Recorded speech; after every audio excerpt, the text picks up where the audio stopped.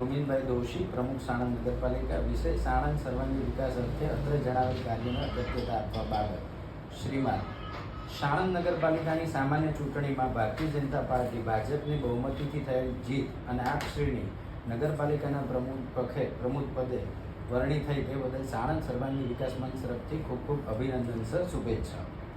આ સાથે સાણંદની જાહેર જનતાની સુખાકારી અને સલામતી સુયોગ્ય રીતે જળવાઈ રહે તે માટે અત્રે કેટલાક કાર્યો સૂચવીએ છીએ, જેને સત્વરે ધ્યાને લઈ તે અંગે તાત્કાલિક પગલાં ભરવા આપને નમ્ર વિનંતી. 1.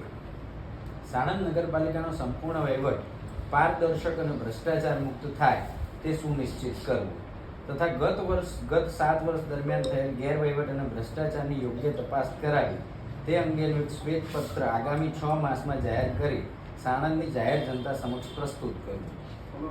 ગટરના ઉભરાતા પાણીના યોગ્ય નિકાલ અર્થે પૂરતી સંખ્યામાં પમ્પિંગ સ્ટેશનો બનાવવા અને સમગ્ર સાણંદ શહેરમાં ગટરની સમસ્યાનું સત્વર નિરાકરણ લાવવું તથા ગટરની સમસ્યાનું સંપૂર્ણ નિરાકરણ ના આવે ત્યાં સુધી કોઈપણ પ્રકારનો સૂચિત ગટર જોડાણ વેરો અથવા ગટર વેરાનો બોજ જાહેર જનતા પર ન નાખવો.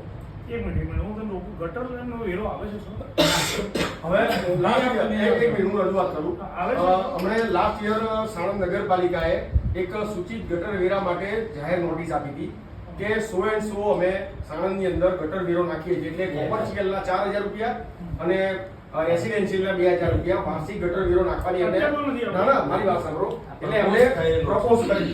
એટલે એમાં એવું લખ્યું હતું કે તમે વાંધા અરજી આપીને તમારા વાંધા રજૂ કરી શકો. એમાં અમે બધા અમે વાંધા અરજી આપી, સાણંદ ગામમાંથી દરેક એરિયામાંથી લોકોની પાસેથી સહીઓ લઈને વાંધા અરજી આપી. વાંધા અરજીની સુનાવણી લગભગ 3 મહિના પહેલા અહીંયા આ જ ડિસેમ્બરમાં સુનાવણી માટે અમને બોલાયા મામલતદાર સાહેબ અને ચીફ ઓફિસર સાહેબ.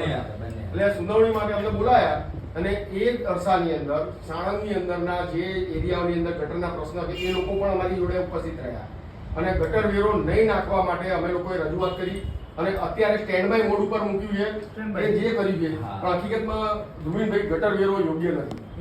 એટલે જ્યાં સુધી બધું સંપૂર્ણ ન થાય ત્યાં સુધી, એકવાર સંપૂર્ણ થઈ જાય પછી વેરો ભરવો જ પડે. આપણે બધાની બરોબર. અને ગટરની અંદર કેવું તમારી જોડે કે એવું આયોજન થઈ જાય કે કોઈ જગ્યાએ ગટર ના ઉભરાય, તમારા જે પમ્પિંગ સ્ટેશનો કે જે તમે બધા કરવાના છો એ બધા યોગ્ય રીતે ચાલુ થઈ જાય અને દરેક એરિયાની અંદરથી ગટરનો પ્રશ્ન સોલ્વ થઈ જાય. ગંદકીનો પ્રશ્ન અત્યારે તમે ડમ્પિંગ સાઇટનું કીધું, પ્રવીણ કાકાએ કીધું એ પ્રમાણે બરોબર છે. હવે ગામની અંદર એવું છે કે અમુક જગ્યાએ સપોઝ માની લો કે તમે આજે દરેક જગ્યાએ 6-7 જગ્યાએ આપણે જેઠાણ ડેલા આગળ ગણો, ટપાલ ચોક ગણો કે પછી બધી જગ્યાએ